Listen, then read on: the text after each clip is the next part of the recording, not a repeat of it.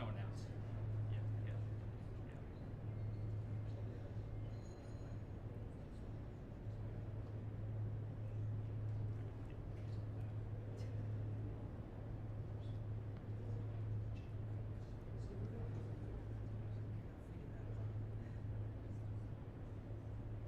Two-minute warning.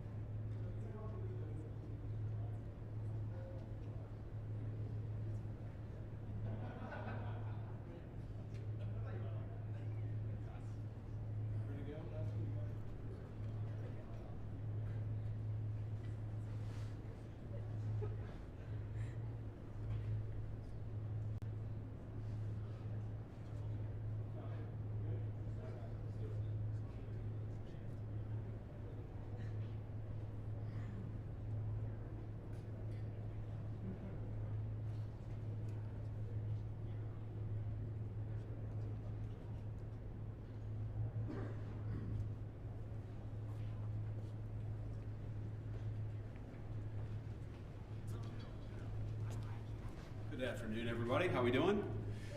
Good. So I want to thank the law enforcement officers behind me for being here. I'll answer a few questions, but I want to say just a few things at the outset, just about what I've learned today and what I'm trying to do here. First of all, I want to give a shout out to the Annunciation school shooting families, because the last time I was in Minneapolis, it was of course to meet with some of those families. I understand that a couple of the students have made near miraculous recoveries, and just that was a very special moment for me to be invited into that community at a time of grief. And I hope that all of them know that though I didn't get to see them this particular time, I've been thinking about them and their families quite a bit.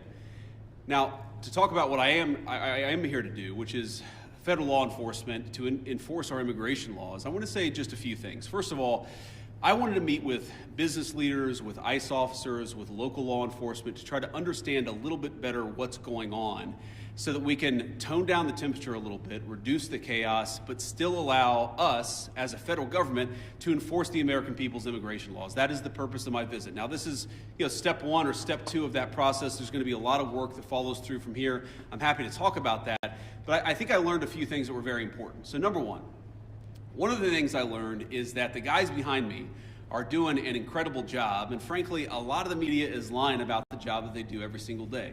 Now, it doesn't mean that there aren't occasionally stories out there, there aren't occasionally videos out there that suggest that these guys, or at least some of the people who work for them, are not doing everything right. But very often, if you look at the context of what's going on, you understand that these people are under an incredible amount of duress, an incredible amount of chaos, and because of a few very far left agitators, a lot of these guys are unable to do their jobs without being harassed, without being doxxed, and sometimes without being assaulted. That's totally unacceptable. And that's one of the things that I want to send a message to is, yes, come out and protest me, protest our immigration policy, but do it peacefully. If you assault a law enforcement officer, the Trump administration and the Department of Justice is going to prosecute you to the fullest extent of the law.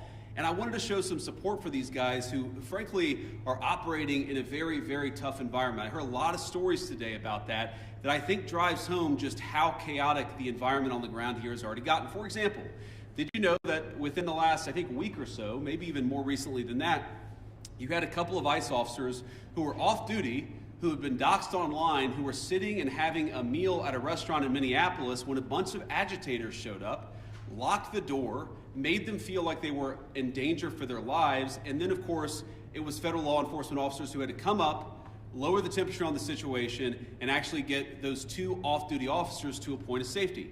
Now imagine, if you would, your life and your perspective on law enforcement if you can't even go to a restaurant without some agitators locking the door and making you feel like your life is in danger. That is the environment that has been created, I think, by a lot of very, frankly, far-left people, but also by some of the state and local law enforcement officials who could do a much better job in cooperating and working. And by the way, I'm not talking about the cops, who these guys told me on the ground, the cops are very sympathetic to what they're dealing with. I'm talking about state and local elected law enforcement officials who could do a lot better job in making their lives a little bit easier, and in the process, they would make the lives of all Minneapolis residents easier, and that's what we want. We want to be able to enforce the immigration laws on the one hand, while on the other hand, we want to make sure that people in Minneapolis are able to go about their day. And I want to say just one last point on this.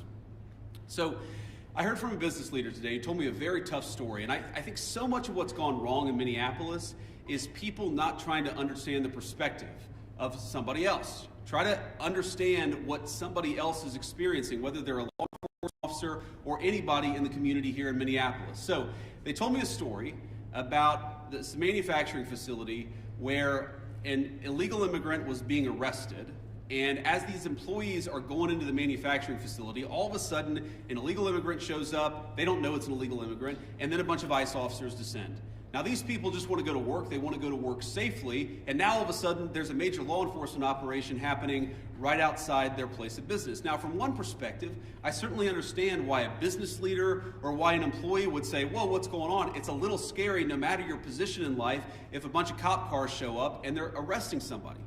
Now the additional context is that we know that people online have been encouraging illegal immigrants that one way they can evade arrest is by showing up at a legitimate place of business, making it impossible for these guys to actually enforce our immigration laws. So while I can understand the perspective of somebody who doesn't want to see an arrest happen at their place of work, I can also understand the perspective of our immigration enforcement officers who have to do their job and can't allow a heckler's veto over our immigration enforcement. And so much of what's gone wrong is the failure to do that. And here's the point. We can do a good job of enforcing our immigration laws without the chaos, but it actually requires the cooperation of state and local officials. If you look at blue cities and blue states, red cities and red states, you go to Austin, Texas, or Memphis, Tennessee.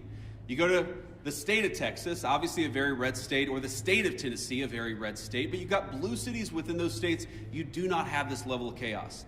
The reason why things have gotten so out of hand is because of failure of cooperation between the state and local authorities and what these guys are trying to do. We have a ton of resources, a ton of ICE agents in this city right now that I would rather us not have. I'd love to send those guys home. They're not even doing targeted immigration enforcement. They are trying to protect ICE officers who are doing immigration enforcement, because when a crowd surrounds them and these guys call 911, the local officials, the local cops have been told to stand down. So we have people here who aren't even doing immigration enforcement, they're doing force protection. So that if a rioter tries to ruin the life or assault an ICE officer, they're actually protected.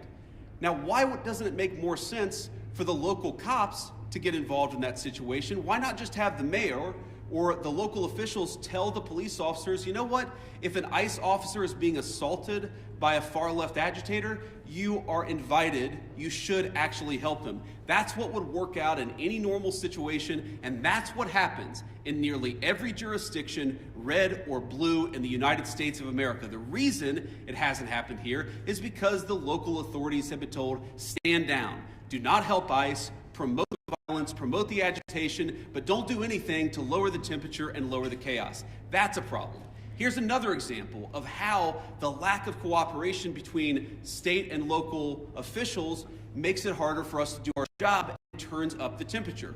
Let's say, for example, we have a criminal migrant who is a sex offender.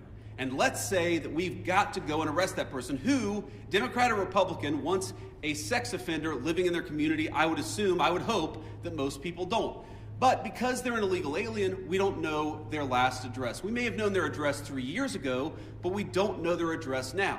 What we'd like to do is talk to local officials and say, you know what, according to the Medicaid rules, where was the last address this person was domiciled? Or according to a SNAP application, a food stamps application, maybe that could give us insight to where this person is today. Or maybe they had some local court trouble. We could go to the local courthouse or even the local jail and try to find where this criminal sex offender is today. The local authorities have been told, do not cooperate.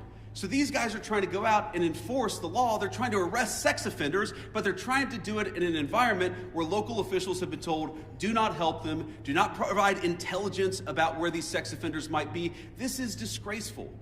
And there are a lot of things that all of us could do better to lower the temperature, but the number one thing that I learned today is that the best way to facilitate reasonable enforcement of the law, but also to lower the chaos in Minneapolis, would be for state and local officials to cooperate. Now, I will say, on one final positive note, I actually think that there's some hope, some reason to think that there's going to be better cooperation in the weeks and months to come. I think that because I've talked to some of the local officials here, I think there are reasons to believe that these people are going to step up and actually ask the cops to protect our ICE officers when they're being assaulted, who are going to ask the local courts to cooperate with getting criminal sex offenders out of our community. That's a good thing. That's the good news, and that's something I'm going to work on when I get back to Washington. But please, if you're a local official, if you're the mayor of this town, if you have any influence over those people, just tell them to cooperate. Because we could have immigration enforcement operate as smoothly and without the chaos that we see in Austin, Texas, or Memphis, Tennessee, or even rural parts of the state of Minnesota. All we need is a little cooperation. I guarantee we're going to do the best to be professional, to respect people's rights, to not do anything that we don't have to do in order to enforce immigration laws, but it would make our lives a lot easier, it would make our officers a lot safer, and it would make Minneapolis much less chaotic if we had a little bit of cooperation from the state and local officials. With that, I'll shut up and take some questions. Thank you, guys. Vice President Vance, a local school district here is alleging ICE agents detained a 5-year-old after preschool on Tuesday. We've also seen multiple American citizens detained by ICE or harassed by ICE in the last 6 weeks. Are you proud of how your administration is conducting this immigration crackdown here in Minnesota right now? Well, I'm proud of the fact that we're standing behind law enforcement, and I'm proud of the fact that we're enforcing the country's laws. But, you asked a question about this 5-year-old kid. I actually saw this terrible story while I was coming to Minneapolis. We just left Toledo, Ohio this morning for an economic messaging event. And I see this story, and I'm a father of a 5-year-old, actually, a 5-year-old little boy, and I think to myself, oh my God, this is terrible. How did we arrest a 5-year-old? Well, I do a little bit more follow-up research. And what I find is that the 5-year-old was not arrested, that his dad was an illegal alien, and then when they went to arrest his illegal alien father, the father ran. So the story is that ICE detained a 5-year-old. Well, what are they supposed to do? Are they supposed to let a 5-year-old child freeze to death? Are they not supposed to arrest an illegal alien in the United States of America? If the argument is that you can't arrest people who have violated our laws because they have children, then every single parent is going to be completely given immunity from ever being the subject of law enforcement. That doesn't make any sense. No one thinks that makes any sense. Now, there are so many of these cases like that where if you just understand the context, there have been a number of situations that I've looked into personally where I say, wait a second, we don't want ICE arresting American citizens. They're supposed to be enforcing the immigration laws against illegal aliens. So then I look into it and I find out that the American citizen who was arrested took a swing at an ICE officer. You can't have that happen. And of course they have to defend themselves. And of course they have the right to detain somebody who assaults a law enforcement officer. Now, this is my point. Do we want these things to happen? Do we want these arrests to be so chaotic? No, we don't. These guys want it least of all, but if we had a little cooperation from local and state officials, I think the chaos would go way down in this community. President! Go ahead. After the Renee Good shooting, sir, the administration seemed to suggest... Yeah, well, you can go next. Oh, no, I'm sorry. I thought you pointed it out. No, that's fine. I'll take both. After the Renee Good shooting, sir, the administration seemed to... After the Renee Good shooting, the administration seemed to suggest that ICE officers enjoyed near complete immunity, but today you told the Washington Examiner that when appropriate, the administration might take disciplinary actions against ICE agents. So is that a change of opinion, and if so, why the change in tone? No, I didn't say, and I don't think any other official within the Trump administration said that officers who engaged in wrongdoing would enjoy immunity. That's absurd. What I did say is that when federal law enforcement officers violate the law, that is typically something that federal officials would look into.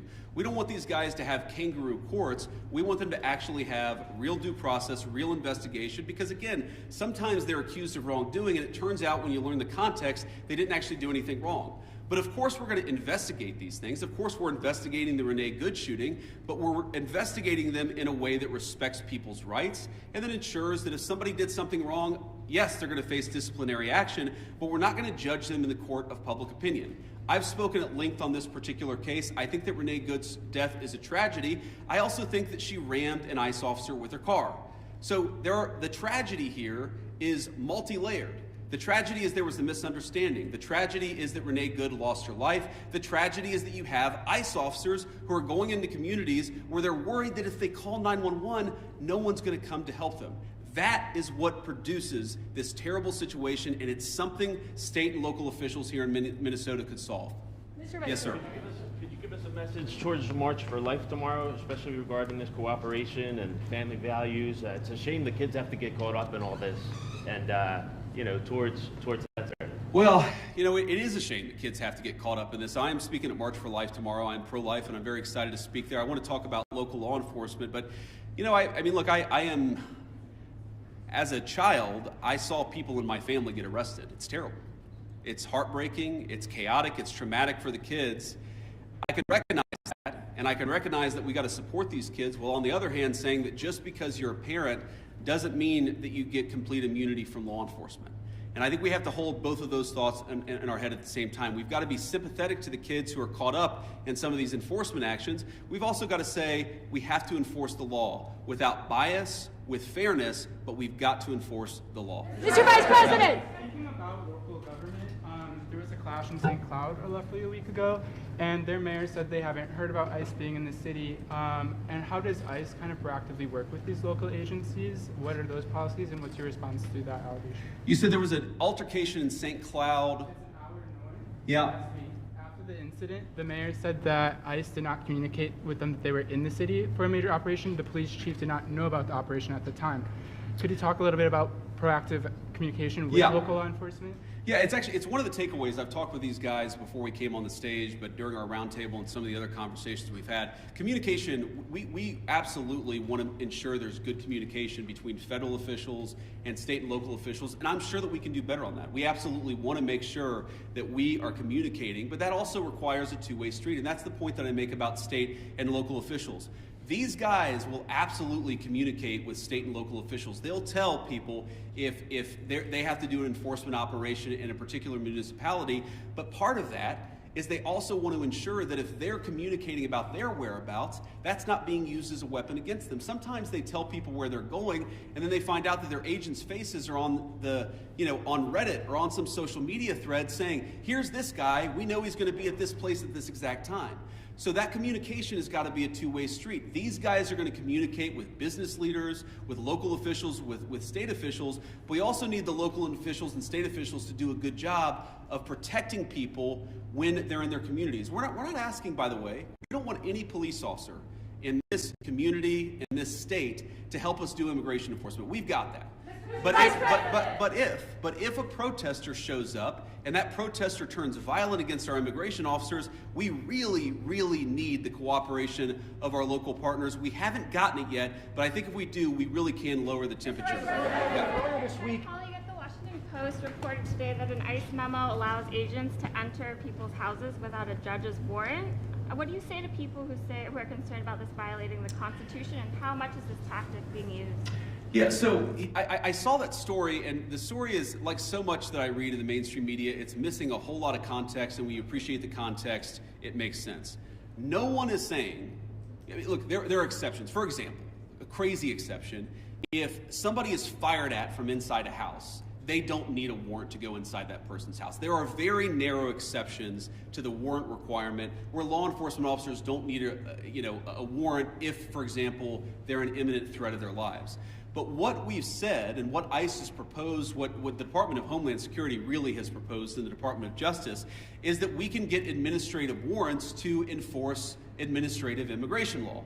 Now, it's possible, I guess, that the courts will say no, and of course, if the courts say no, we would follow that law, but nobody is talking about doing immigration enforcement without a warrant. We're talking about different types of warrants that exist in our system. Typically what happens, not always, but typically in the immigration system, those are handled by administrative law judges. So we're talking about getting warrants from those administrative law judges, and then of course, with other cases, you get judges, or you get warrants from a judge. That's very consistent with the practice of American law. I'm sure the courts will weigh in on that, but we're never going to enter somebody's house without some kind of a warrant, unless, of course, somebody's firing on an officer or they have to do something in order to protect themselves. Follow up on that. Do you believe that you can forcibly enter with an administrative warrant, or would that be a violation of the Fourth Amendment? Well, our understanding is that you can enforce the immigration laws of the country under an administrative order if you have an administrative warrant. That's what we think. That's our understanding of the law. That's our best faith attempt to understand the law. Again, this is something courts will weigh in on. I won't speak to that, but yes, most immigration law in our country is not done through the criminal system with the judge. It's done through the administrative law system. We're going to continue that practice just as they did in the Biden administration or any other administration. Was there anything that you heard or saw today that would cause you to counsel the president to invoke the Insurrection Act? And then also, did you meet or talk to the ICE agent who was involved in the Renee Good incident? I did not talk to him today. I talked to some of his colleagues. Your question on the Insurrection Act is interesting. I've tried to understand this as well as I possibly could, and my understanding is what the Insurrection Act, what invoking the Insurrection Act would allow the federal government to do, is that it would allow the federal government to use the military for local law enforcement operations. Right now, we don't think that we need that. Now, the president could change his mind. Of course, things could get worse, but right now, we think that federal law enforcement officers can do the job of federal law enforcement. Now, what I do worry about, again, is if the chaos gets worse, if more and more ICE agents start getting assaulted, if other law enforcement officers start getting assaulted, that would be a real problem. But again, we have so much federal law enforcement resources here right now. We have so many people here that we do not want to have here. I do not want so many ICE officers in Minneapolis right now. I mean, good Lord, it's really, really freaking cold outside. But they're here not even to enforce immigration laws, but to protect the people from the rioters. That's an absurd state of affairs, and we wouldn't need it if we had a little bit more cooperation from the Minneapolis Police Department. Again, the Minneapolis Police Department, my understanding is that the actual beat cops on the ground, they would love to help out, but they're being told by somebody, I don't know if it's Mayor Frey, they're being told by somebody not to cooperate at all. What kind of a person tells their local police don't protect somebody if they're being assaulted by a rioter? It's crazy, and it's got to stop. Yes. Earlier this week, local law enforcement accused federal agents of racial profiling. Why are there so many U.S. citizens being caught up in this operation? Well, I think your question assumes something that's not necessarily in evidence, which is that when there are American citizens who have been caught up in some of these enforcement operations, very often it is people who have assaulted a law enforcement officer. They're not being arrested because they violated the immigration laws. They're being arrested because they punched a federal law enforcement officer. That is a totally reasonable thing. Now, to the accusation of racial profiling, look, it's something that we take very seriously. We will take accusations of racial profiling back to Washington. We'll certainly look into them as they come up. But this is not a group that's going around and looking for people who violated the law based on skin color. They're looking for people who violated the actual law, the law of our immigration system in this country. And so long as we had more cooperation, I think they could do these things in a much more targeted way. They would actually know where some of the bad guys are. I mean, again, you hear things that are hard to believe, but I've confirmed that they're true. Sex offenders who we're trying to get off the streets, who the local officials won't tell us their last known address. So then the local officials say, oh my God, these guys are doing widespread targeted enforcement operations, when in reality, we would love to just go to one house. The local officials won't tell us which one house to go to. Mr. Vice President, to that question, the local police chiefs have said their own off-duty officers, so police officers, are being targeted because they are a person of color and asked to show their papers. Is that a concern of the administration and the Department of Homeland Security if local law enforcement says their own officers are being targeted, and they described it as, quote, civil rights violations in our streets? So I saw one story about this and one local police officer who said this, and look, certainly is it a concern? Absolutely. The first thing we have to figure out is whether it happened or not. And then if it happened, whether there is a good explanation or a bad explanation. And of course, if somebody violated the law, if somebody racially profiled, if somebody violated the rights of one of our fellow citizens, that is something we will take very seriously. What I also would say is that many of the most viral stories of the past couple of weeks have turned out to be, at best, partially true. So we want to try people based on reality, based on the truth, based on context. We're not going to prejudge people just because of a viral social media story that turned out to be half false. President, a quick question about the roundtable you just had. I presume that happened. Did you invite anybody with an opposing point of view to get an idea of why people are upset here? And just as a quick follow-up, have you reached out to Governor Walz at all in an attempt to turn down the temperature? So I haven't talked to Governor Walz on this particular trip. A number of members of our administration, I believe our chief of staff, spoke to the governor and has been in constant contact with his staff over the past week. We've been in my office in constant contact with people here on the ground in Minneapolis. There were certainly people at our roundtable with opposing views, and look, I don't even know, whether it's public, but yes, we met with people with opposing views here at the roundtable. I wanted to get a perspective from everybody, but also, of course, offer my opinion that with a little bit more cooperation, we could lower the chaos. We're going to keep on doing that. If Governor Walz wants to call me, we'll absolutely continue talking. I will say that my sense of this situation, having talked to these guys for a long time, is this is primarily a law enforcement issue. This is the Attorney General, this is the local mayor, this is all of the organs of local and state law enforcement. That's who we focus on, but we've certainly been in communication with the governor and his office as well. Vice President. Yeah. So local law enforcement obviously hasn't been really helping out with the agents who've been assaulted repeatedly. What's the plan if nothing changes there here locally and this operation has attracted thousands of agents? Are there any plans to go to any other cities from here? Well, right now we're focused on Minneapolis because that's where we have the highest concentration of people who have violated our immigration laws, and that's also, frankly, where we see the most assault of our law enforcement officers.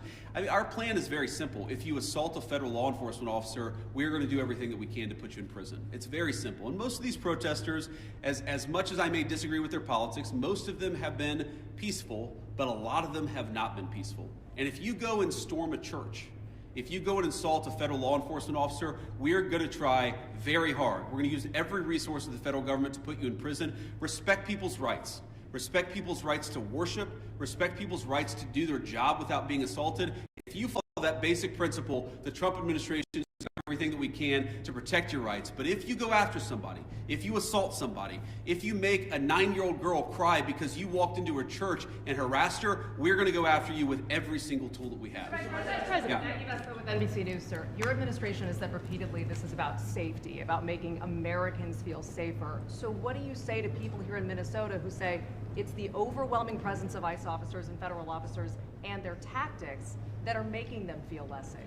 Well, one thing I would say is, first of all, we saw in 2025 the biggest one-year drop in murders in the history of the United States of America. Significant reductions in violent crime. The reason why we have less violent crime is really two reasons. Number one, because we're enforcing the immigration laws and getting very violent criminals out of our country. And number two, because we're enforcing our criminal laws and putting guys who assault and murder behind bars. This is part of a broad effort to make us safe. And the chaos that people are seeing, and I understand there is frustration of the chaos, I'd say that we're doing everything that we can to lower the temperature, and we would like federal and state and local officials to meet us halfway. Are you saying that they're not perceiving it correctly? Are you saying that they're not seeing that it's the tactics or the presence of the officers that are Look, I'm sure that people are seeing a lot of things that would make any member of our national community feel very upset, but I also think that if you understand this in context, this is the inevitable consequence of a state and local government that have decided that they're not going to cooperate with immigration enforcement at all. In fact, they're going to aggressively not cooperate. So here's a basic illustration of this. If you are an ICE officer and you have to arrest a person who's committed assault and is also an illegal alien, but the state and local officials won't help you identify that person, many of the things that people in Minneapolis are seeing that give them pause, that frustrate them, that worry them, that make them feel like things are too chaotic, many of these things are coming from the fact that there's no cooperation with state and local law enforcement. And I guess what I would tell people, again, many of whom are justifiably concerned and worried about what they're seeing in their communities, is why are we not seeing it anywhere else? We're seeing this level of chaos only in Minneapolis. LA and Chicago, we had some problems there. Pretty much every jurisdiction where these guys are operating, you don't see the same level of chaos, you don't see the same level of violence, you don't see the problems that we're seeing in Minneapolis. Maybe the problem is unique to Minneapolis, and we believe that it is. And it's a lack of cooperation between state and local law enforcement and federal law enforcement. Sir. ICE has been operating here for years with less pushback than we're seeing right now. And even the St. Paul police chief recently said, is there not a way to find common ground without scaring the hell out of people in the community? Those are his words. And I just wonder, with this Operation Metro Surge, is any part of it meant to send a form of political message to the leaders here in Minneapolis and the state of Minnesota? And I know you talked about you've been in touch with the governor's offices and the mayor's offices, but why have you not been able to speak to them directly? Have they not been willing to do so? Well, look, I have spoken to some of the people in Minnesota directly. I spoke to some of them today. I've spoke to others in the past. And again, our staff has been in very direct contact with pretty much every official with any influence or any power in Minneapolis. But no, we're not trying to send a political message. We're trying to enforce the law. And unfortunately, what has happened is that as we've enforced the law, there's been this weird reaction, again, unique to this city. This is not a common thing across the United States of America. There's been a very unique, very Minneapolis-specific reaction to our enforcement of federal immigration laws. What I'm trying to do here today is understand why that is. What is it about Minneapolis that has become so chaotic? What are the specific types of cooperation that we need? Look, I don't need Tim Walz or Jacob Frey or anybody else to come out and say that they agree with JD Vance or Donald Trump on immigration. I just don't need that. What I do need them to do is empower their local officials, to help our local or help our federal officials out in a way where this can be a little bit less chaotic and it can be a little bit more targeted. Like if we're trying to find a sex offender, tell us where the guy lives. Simple things like that, simple changes in how they're approaching immigration enforcement would make this work a lot better. It would make Minneapolis' streets a lot safer, and it would make this whole thing a lot less traumatic for this community. I'll take one more question. Mr. Vice President, you've said that it's time to turn down the temperature. Does that include changes to both ICE and CBP tactics that we've seen employed on the streets, including less than lethal tactics, pepper spray, pepper balls? Beyond that, what is the federal government's role in turning down the temperature? And the Minnesota Department of Corrections says that its own officers have been cooperating with ICE all along, handing over criminals once they serve their sentences to ICE officials. Can you concede that there is some cooperation with the state? Yeah, look, if I was going to list the 5 agencies locally and statewide that I'm most worried about, I wouldn't put the Department of Corrections on that list. I think that while there are certain things we'd like to see more from them, they've hardly been the worst offenders. You agree with that, guys? That's a fair assessment. But I think you talked about tactics and you talked about the response to things. Look, we don't want to employ tactics that we don't employ the kind of tactics that are only necessary when violence is committed against officers. That is these guys' directive, and that's what we're going to try to do. And again, the president said this a couple of days ago, whenever you have a law enforcement operation, even if 99.99% of the guys do everything perfectly, you're going to have people that make mistakes. That is the nature of law enforcement. What I do think that we can do is working with state and local officials, we can make the worst moments of chaos much less common, and all they've got to do is meet us halfway. These guys want to communicate with them. They want to talk to the local business leaders. Many of these guys, many of the people standing behind me are members of the Minneapolis community. Many of the officials that I met today who work in federal immigration enforcement, this is their home. They love this place. These are their neighbors. They want this to work a lot more smoothly. I think that we can get there. We just got to work at it a little bit, and we need some cooperation from state and local officials. The last thing that I'll say is I just hope they give it. This is a beautiful city. I've only been here a few times. I love it, even in this weather. I love Minneapolis. We could do a lot better. We could do a lot more with more cooperation. The Trump administration, the directive that I got from the President of the United States is meet these guys halfway.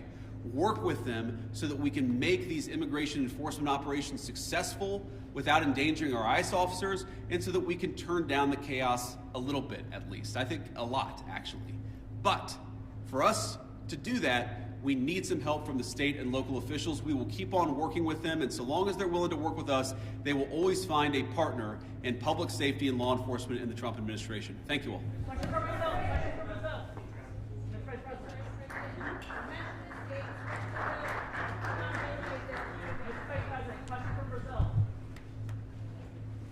Brazil? Yeah. Go back, man. It's cold up here.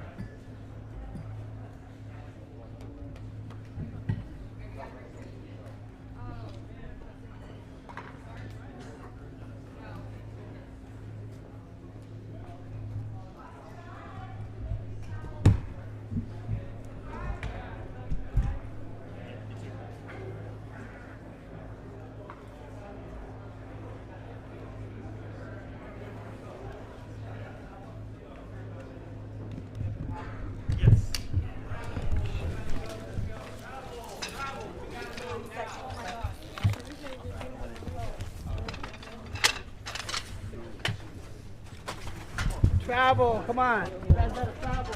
Yeah. Is that it? These two.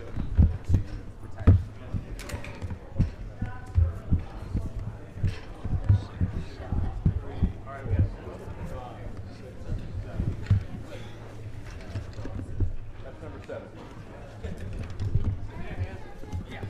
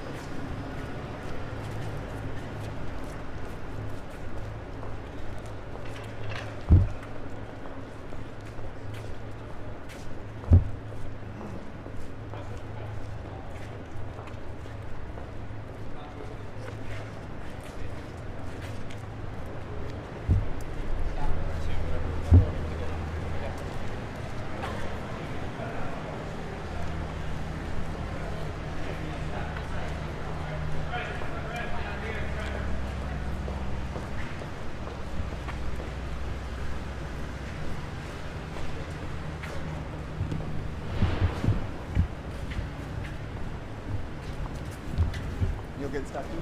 Yes, sir.